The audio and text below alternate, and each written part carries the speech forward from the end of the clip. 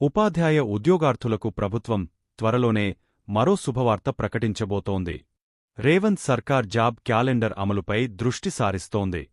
ముందస్తుగా ప్రకటించినట్లుగానే జాబ్ క్యాలెండర్ను పక్కగా అమలు చేసేందుకు చర్యలు చేపడుతోంది. ఈ క్రమంలో మరో TET teacher eligibility test DSC నోటిఫికేషన్ను వేయనుంది.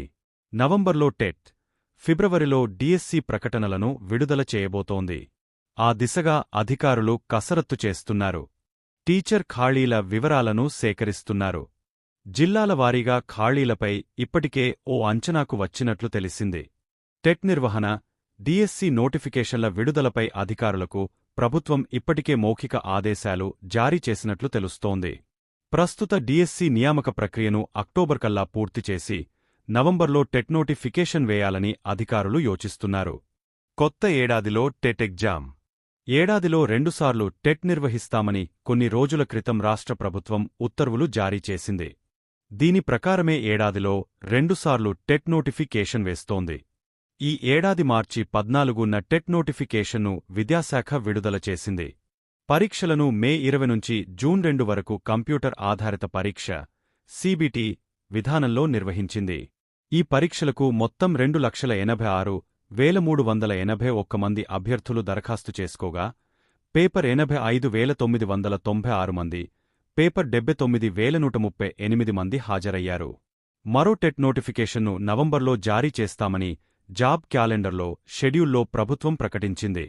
పరీక్షను 2025 జనవరిలో నిర్వహించేందుకు ఏర్పాట్లు చేస్తున్నది. 5,000 ఖాళీలు గుర్తింపు. ఈ ఏడాది ఫిబ్రవరి 29న మెగా డిఎస్సిని రాష్ట్ర ప్రభుత్వం ప్రకటించింది.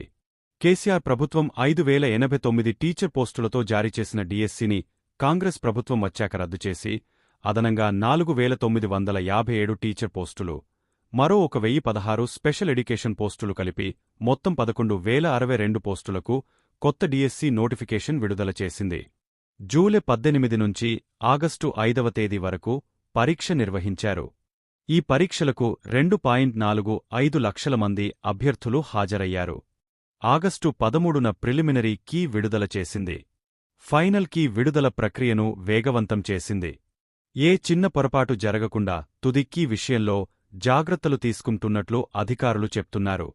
తుది కీని విడుదల చేసిన తర్వాత డిఎస్సి మార్కులు, టెట్ మార్కులు కలిపి జనరల్ ర్యాంకింగ్ లిస్టును విడుదల చేస్తారు. ఆ తర్వాత 1-3 మెరిట్ జాబితాను విడుదల చేసి అభ్యర్థులకు సర్టిఫికెట్ వెరిఫికేషన్ చేపట్టి నియామక పత్రాలు అందజేస్తారు. ఈ ప్రక్రియ ముగిశాక ఖాళీలకు అనుగుణంగా కొత్త డిఎస్సిని వేయనున్నారు. దాదాపు 5,000 నుంచి 6,000 ఖాళీలతో డిఎస్సి వేసే అవకాశముంది. 2025 ఫిబ్రవరిలో నోటిఫికేషన్ జారీ చేసి ఏప్రిల్లో పరీక్షలను నిర్వహించేలా ప్లాన్ చేశారు. కీ విడుదలలో ఆలస్యమెందుకు? డిఎస్సి ఫైనల్ కీ విషయంలో వాయిదాల పర్వంపై అభ్యర్థులు తీవ్ర ఆగ్రహం వ్యక్తం చేస్తున్నారు. గత వారం రోజులుగా ఈ రోజు లేదా రేపు ఫైనల్ కీ అంటూ విద్యాశాఖ పేర్కొనడంపై అభ్యర్థులు అసహనం వ్యక్తం చేస్తున్నారు. ఒక ఖచ్చితమైన తేదీని ప్రకటించాలని డిమాండ్ చేస్తున్నారు. నేడు, రేపు అంటూ డిఎస్సి అభ్యర్థులను గందరగోళపరచడం సరికాదని తెలిపారు.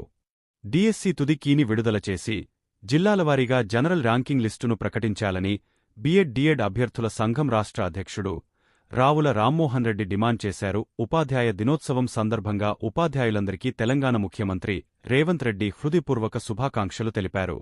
విద్యావేత్త, భారత మాజీ రాష్ట్రపతి, భారతరత్న డాక్టర్ సర్వేపల్లి రాధాకృష్ణన్ జయంతిని ఉపాధ్యాయ దినోత్సవంగా జరుపుకోవడం గర్వకారణమని ఆయన తన సందేశంలో పేర్కొన్నారు.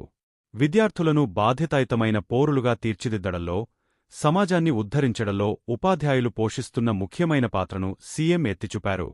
దేశ భవిష్యత్తును తీర్చిదిద్దడంలో ఉపాధ్యాయుల బాధ్యత చాలా గొప్పదని ముఖ్యమంత్రి రేవంత్ రెడ్డి పేర్కొన్నారు.